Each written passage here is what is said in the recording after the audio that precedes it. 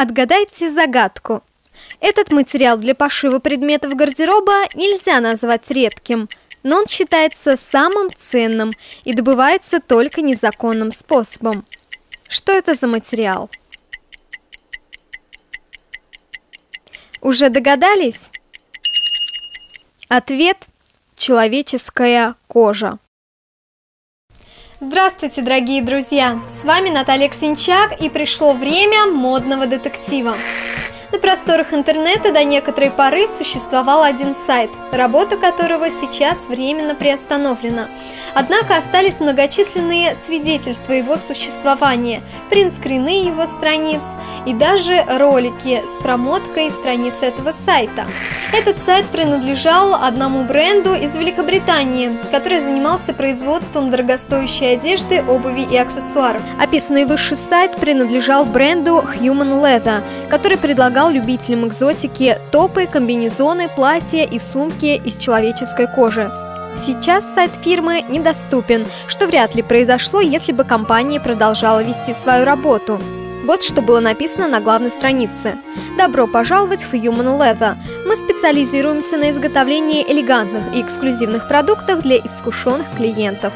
Все изделия заботливо выполнены вручную опытными мастерами, которые годами обучались кожевенному ремеслу. Были написаны минимальные цены. За бумажник 9000 евро, за ремень 10 500 евро, за пару обуви 18 000 евро. На сайте Human Leather утверждалось, что вся их продукция сделана легальным способом. Кожа для выделки получалась благодаря людям, которые за прижизненный гонорар завещали себе бренду. Но, честно говоря, в это верится с трудом, и многие считают, что настоящим сырьем для производства изделий Human Leather были люди, погибшие во время военных действий. Что поделать? Кожа – один из первых материалов для изготовления одежды, который освоил человек. В эпоху позднего палеолита простейшая одежда из обычных шкур была заменена сшитыми одеждами из кожи и меха. Обувь из натуральной кожи и замши считается лучшей из возможных. Для зимнего варианта внутренняя часть наполняется мехом, ну а шуба из меха – непременный атрибут для жителей северных стран. И если сейчас для изготовления повседневной одежды и обуви используется кожа животных, телят, коров, козлят, то в былые времена в ритуальных целях применяли кожу человека. Средневековье. В Музее магии и колдовства в Исландии представлены уникальные штаны средневекового колдуна. Они были изготовлены и использовались для привлечения богатства. Из кожи человека получались оригинальные переплеты для книг.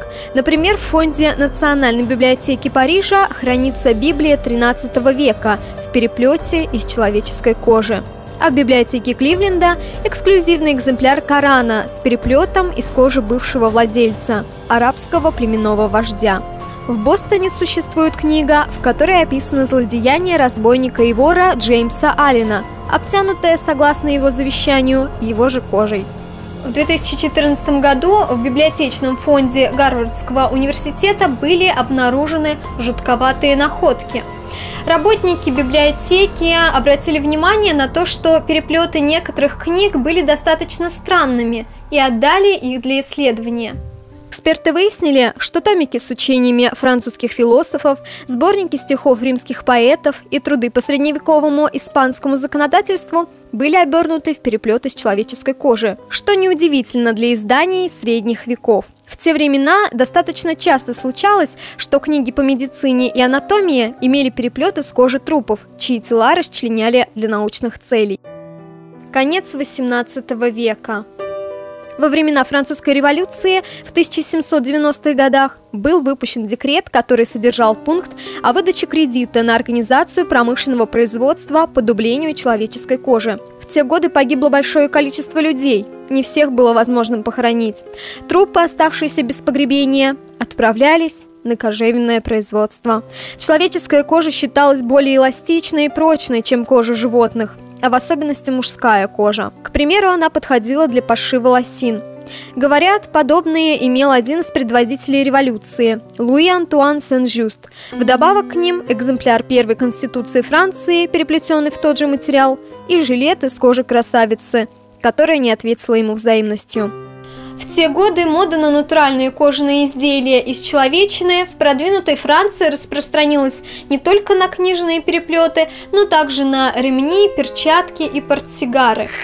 Можно было даже заказать аксессуар из кожи конкретного человека. Был такой случай. Полицейские поймали неуловимого преступника Анри Пранзини и после казни сделали из его кожи портсигар, за который получили большую сумму на торгах. 20 век. В 20 веке во время бесчинств гитлеровской Германии печально прославилась жена коменданта концлагеря Бухенвальд Ильза Кох. Она сумела организовать прибыльный бизнес по торговле вещицами из человеческой кожи, а из-за страстной любви к абажурам из этого материала ее прозвали «Фрау Абажур». По своему усмотрению она отбирала узников и отправляла их на производство. Предпочитала она цыган и русских с татуировками. Из кожи заключенных делали даже нижнее белье. После войны ее обвинили в изготовлении сувениров из человеческой кожи, но из-за отсутствия достоверных доказательств она понесла свое наказание достаточно поздно. 21 век. Идея изготовления одежды из человеческой кожи вдохновляет дизайнеров на создание шокирующих коллекций с имитацией человечины.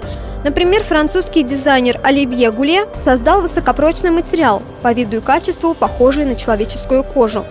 Материал синтетический, но выполнен реалистично. На нем можно разглядеть прыщи, родинки и даже мозоли.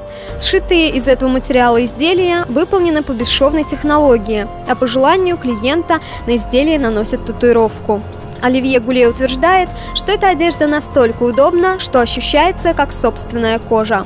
А дизайнеры Кайла Арена и Тоби Барон создали страшную коллекцию Гейн, вдохновившись реальной историей серийного убийцы Эдварда Теодора Гейна. В его доме во время обыска в 1957 году были найдены маски из человеческих лиц и целый гардероб, изготовленный кустарным способом из дубленой человеческой кожи. 2 пары штанов, жилет, костюм и пояс из женских сосков.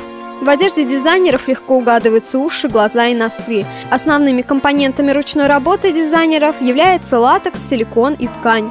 Создатели утверждают, что их творения сшиты с любовью и жуткими мыслями, чтобы покупатели наверняка смогли выделиться из толпы. А на этом сайте продают кошельки с имитацией человеческой кожи. На главной странице написано: настоящая человеческая кожа является неимоверно дорогим и незаконным материалом. Теперь вы можете приобрести имитацию человеческой кожи отличного качества. Идеальный аксессуар для любого подражателя фашистского диктатора или работорговца. Заключение. Я родилась в городе, который славился в советские времена своим кожевенным производством. Я помню, как к нам даже приезжали итальянцы для того, чтобы посмотреть наши фабрики. К слову, на данный момент работают буквально 2 завода, которые производят галантерею. Перчатки, сумочки, ремни. Помню, как летними вечерами над городом стоял отвратительный, жуткий запах горелой плоти. Это в крематориях сжигали рога и копыта коров, кожа которых была отправлена на производство. И этот запах стал одной из причин, по которых я сейчас предпочитаю эко-кожу и эко-мех, хотя, каюсь, в моем гардеробе есть вещи из натуральной кожи. Как бы отвратительно не выглядела бы одежда из человеческой кожи, как бы ни бесновались в комментариях дамочки по поводу омерзительной темы, давайте признаемся, в шкафу большинства из нас найдется куртка или пара сапожек из натуральной кожи животных.